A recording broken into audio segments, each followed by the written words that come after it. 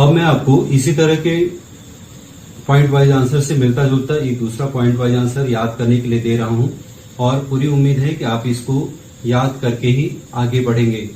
ये point wise answer है भारत के संविधान से संबंधित। हमारे संविधान में फंडामेंटल राइट्स का प्रावधान है, मौलिक अधिकारों का प्रावधान है, जिसके बारे में हम सबको जानकारी है, लेकिन बहुत कम लोगों को मौलिक कर्तव्यों की जानकारी है। हमारे भारत के संविधान में हर भारत के नागरिक के लिए 11 मौलिक कर्तव्यों का प्रावधान किया गया है। तो जैसा कि आप देख पा रहे हैं कि इस आंसर में आपको भारतीय संविधान में जो 11 मौलिक कर्तव्य दिए गए हैं वो आपको दिखाई पड़ रहे हैं। इसको याद करने के लिए आप इसको कैसे याद कर सकते हैं, मैं थोड़ा सा आपको इसको समझाता हूं, लेकिन आगे याद आपको खुद अपने से करना है। इसको याद करने के लिए आप देख सकते हैं कि जैसा कि इस आंसर में 11 पॉइंट्स हैं, तो आपको 11 शुरुआती बिंदु लेने होंगे, जैसे LHS और RHS। आंसर आपका RHS है और पॉइंट्स जो होंगे वो LHS होंगे। जैसा कि इसमें नंबरिंग 1 2 3 4 5 से लेके 11 तक 11 मौलिक कर्तव्य दिए गए हैं। इसको याद करने के लिए आप किसी भी माइनर सिस्टम का यूज कर सकते हैं। जैसा कि मैंने आपको पहले बताया है, माइनर सिस्टम अलग अलग बहुत सारे हैं। जर्नी मेथड है कि एक जर्नी के पॉइंट्स, मान लीजिए आप किसी रास्ते से गुजरते हैं तो उस रास्ते में पड़ने वाले 11 स्थानों को आप ले सकते हैं, उनकी हेल्प से इन पॉइंट्स को याद कर सकते हैं।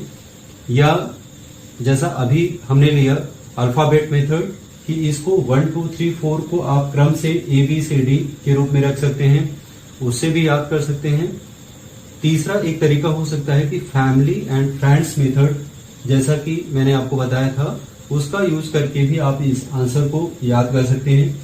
मुझे जो समझ में आ रहा है कि इसको याद करने के लिए फैमिली एंड फ्रेंड्स मेथड सबसे ज्यादा हेल्पफुल होगा।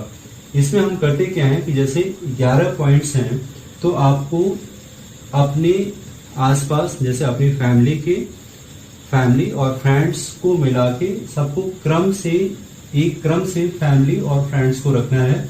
जैसे मान लीजिए कि आपके घर में आप सबसे पहले अपने ग्रैंडफादर को रख सकते हैं, फिर ग्रैंड मदर को रख सकते हैं, अपने दादा को, फिर दादी को, फिर पापा को, फिर मम्मी को, और उसके बाद इस तरीके से कुछ अपने फ्रेंड्स को मिलाकर आपको 11 लोगों को क्रम से इस तरीके से रखना है LHS में। अब उसके बाद LHS के जो भी व्यक्ति हैं वो आपको क्रम से याद रहेंगे, उनको आपको इस आंसर से एसोसिएट करना है। जैसा कि आप पहले पॉइंट को देख पा रहे हैं कि प्रत्येक नागरिक का यह कर्तव्य होगा कि वह संविधान का पालन करे और उसके आदर्शों, संस्थाओं, राष्ट्र ध्वज व राष्ट्रगान का आदर करे। तो इसको याद करने के लिए जो हमारा पहला पॉइंट है, तो अपने फैमिली के सबसे पहले मेंबर को आपको यहाँ पर देखना है। आप इसमें किसी भी मेंबर को देख सकते हैं, जैसे दादा दादी या अपने पापा को, मम्मी को, और उनको आपको इस आंसर से जोड़ना है। जैसे दादाजी का यह कर्तव्य होगा कि वह संविधान का पालन करे और उसके संस्थाओं, आदर्शों, राष्ट्र ध्वज और राष्ट्रगान का आदर करें। तो इसी प्रकार से आगे आपको अपने फैमिली मेंबर्स को एक क्रम में रखना है और उसके बाद सबको सभी मेंबर्स को, अलग अलग मेंबर्स को अलग अलग पॉइंट्स से एसोसिएट करना है।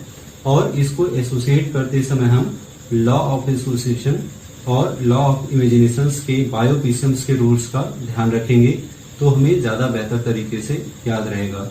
तो उम्मीद है कि आपको ये सिस्टम अच्छी तरीके से समझ में आ गया होगा और इसको आप अप्लाई करके, याद करके ही तब आगे बढ़ेंगे।